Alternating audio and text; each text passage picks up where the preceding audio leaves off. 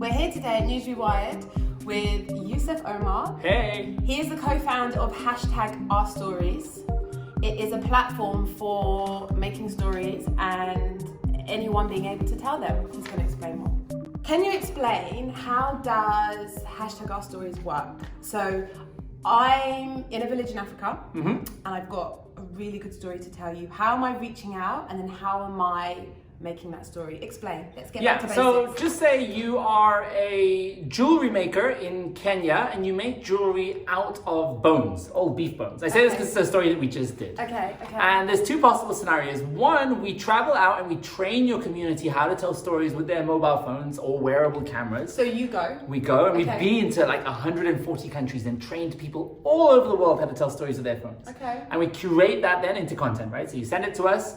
Or scenario two is we send you an augmented reality lens via Instagram, Facebook, Snapchat, which is basically somewhere where you open up your camera and you have a list of prompts and questions and you complete those questions like an interview or like a shot list. Yes. And using that content, we have a team of journalists who fact check it, verify it, and turn it into amazing stories every day, which reach millions of people.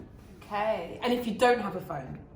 And if you don't have a phone, we're really exploring wearable technology now. We're looking at the ability to send you out a wearable camera, like I'm wearing two cameras on my face like that right now. Explain this. These are Snapchat Spectacles, the V3, the third version. They've got two cameras and we record three-dimensional video. And we're producing a show at the moment called See You, where we tell stories through somebody's eyes, global stories through people's perspectives. The old saying goes, you walk a mile in somebody's shoes to understand their world, right? Yeah. So we're literally putting you into somebody else's world. So I'm putting this on you.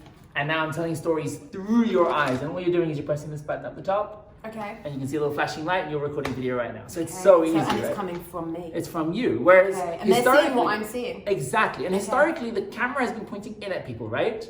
It's like you pointed at somebody, you film them. Now the camera, you are, and you're pointing out. Yeah. So the My eyes are the camera. Exactly. It's become decentralized. And when you look back at that footage, it literally looks like your memories. Yeah. Because it's what you saw in that moment from your vantage point.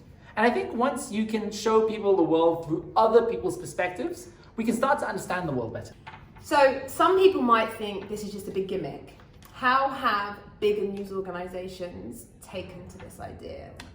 I think some of the biggest stories of our time since the Twin Towers went down in 9/11 were told by people with mobile devices, right? We've seen Bana al-Abed on the front lines of the Syrian civil war in Aleppo, giving us correspondence and stories when there were no foreign correspondents on the ground. We've seen Black Lives Matter movements that have been documenting atrocities and cases of police brutality. We've seen the Grenfell Tower fire burnt down here in the UK. We saw mobile storytelling around that. So I think we're already seeing traditional media realize that its role is to now curate, that curation is the new creation. And I think that the role of the journalist now has become even more important to not just verify and fact check, but to really explain the why and the how, to make sense of it. Because with billions of smartphones in the world today, with billions of hours of content, we really need to help work out what's important and what audiences need to know right now. Yeah, 100%. And I think it doesn't matter that the footage might not be perfect. It's Exactly. not necessarily shot from a perfect angle or a perfect, but what you're getting is what's actually happening. Reality is the new quality, right? Yes, We're the YouTube Say that generation. again. Reality is the new quality. Yes. We're the YouTube generation. We've never been more forgiving of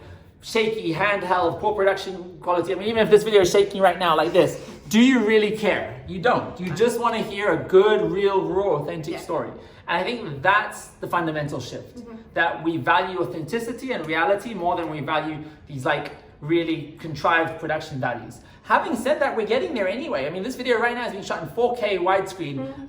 We're getting to a point where the mobile footage, the wearable footage is indistinguishable from professional broadcast journalism. So quality has never been less relevant in this conversation in terms of the image quality, because the image quality is becoming so small that people can't even tell the difference anymore. You're able to still produce that. Yeah. Last question, what is the best piece of footage that you've got from this?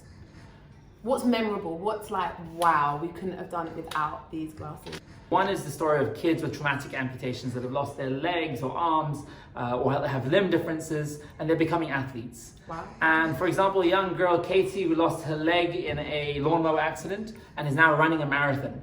I could have never kept up with her with a camera and a tripod and all that, but putting the camera on her eyes and having her run the marathon was a really personal experience. Amazing, thank you. So it's not a gimmick, it's a reality, and by 2030, you guys are all going to be wearing cameras on your face, whether you like it or not.